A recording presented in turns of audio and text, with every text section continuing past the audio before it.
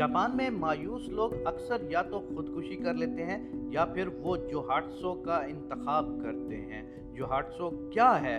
बज़ाहिर इसका मतलब बुखारात बनकर उड़ जाने का है, लेकिन जापानी इसे अपना माजी और नाम पहचान छोड़कर एक नई जिंदगी शुरू करने की इस्लाह के लिए इस्तेमाल करते हैं। जापान का भी एक अजीब सा मुआशरा है। वहाँ वो लोग एक दूसरे को जलील नहीं करते। वहाँ जब कोई मुकम्मल नाकाम होता है या दूसरे और खुद के लिए शर्म बन जाता है, तब दूसरे उसे गालियां कोसने की बजाय तरस खाती हुई नजरों से देखते हैं। अगला इंसान उन नजरों का सामना नहीं कर सकता, इसलिए अगर वो खुद से मायूस हो चुका है तो उसे खुदकुशी आसान लगती है, लेकिन अगर वो खुद से मायूस नहीं तो फिर वो जोहाट्सो करता है।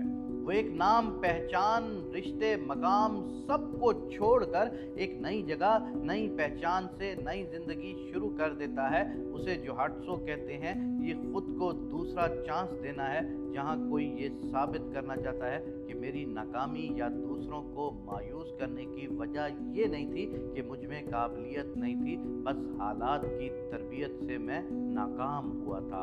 हमारा मुआशरा बहरहाल ऐसा नहीं है।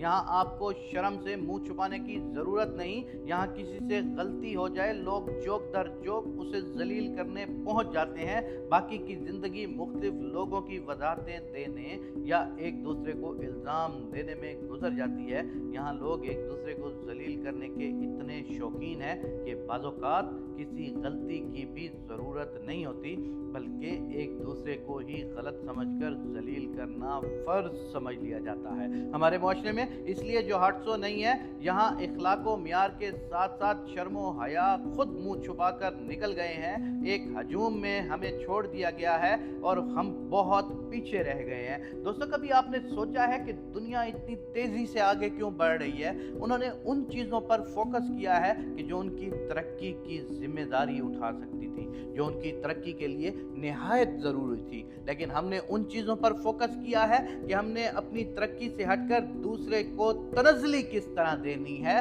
दूसरे को रोकना किस तरह है, दूसरे को जलील किस तरह करना है, दूसरे के काम में रुकावट किस तरह डालनी है। हर मुआशरे की एक अपनी तरबियत होती है। किसी भी तरक्की याफ्ता मुआशरे को आप देख लें, उसकी तारीख उठा के चेक कर लें, उन्होंने कभी भी किसी भी किस्म का गलत काम नहीं किया होगा, बल्कि जो इस्लाम सिखाता होगा उसने वो सारी बातें खुद में संभाली होंगी और तरक्की की राह पर वो लग गए होंगे, भले वो मुसलमान नहीं होंगे। और जो मुसलमान हैं, जिनको इस्लाम की तालीम दी गई है और ये सब चीज़ें पढ़ाई और बताई गई हैं, हम उन मालूमात से कोसों दूर जाते जा रहे हैं। हम एक ऐसा मुआशरा बनते जा रहे हैं कि जिसमें हिस्स नाम की चीज़ नहीं बच रही। हम एक ऐसा मुआशरा बनते जा रहे हैं कि जिसको आप बेहिस मुआशरे का नाम दे सकते हैं। खुदावंद करीम से आप सब मिलकर दुआ करें, अल्लाह हमें ऐसा मुआशरा बना दे कि हम एक दूसरे के बारे में सोचना शुरू हो जाएं, एक दूसरे का बाजू पकड़ के आगे ले आना शुरू कर दें, एक दूसरे के लिए राह हमवार करना शुरू कर दें। मेरे अल्लाह,